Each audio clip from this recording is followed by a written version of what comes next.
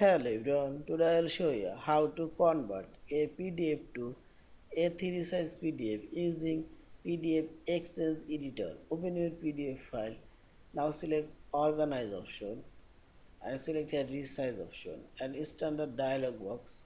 Click this down arrow and here you will find this A3 option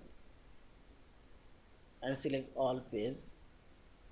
Also you can change orientation and unit, you can choose a range and see this, and finally select OK.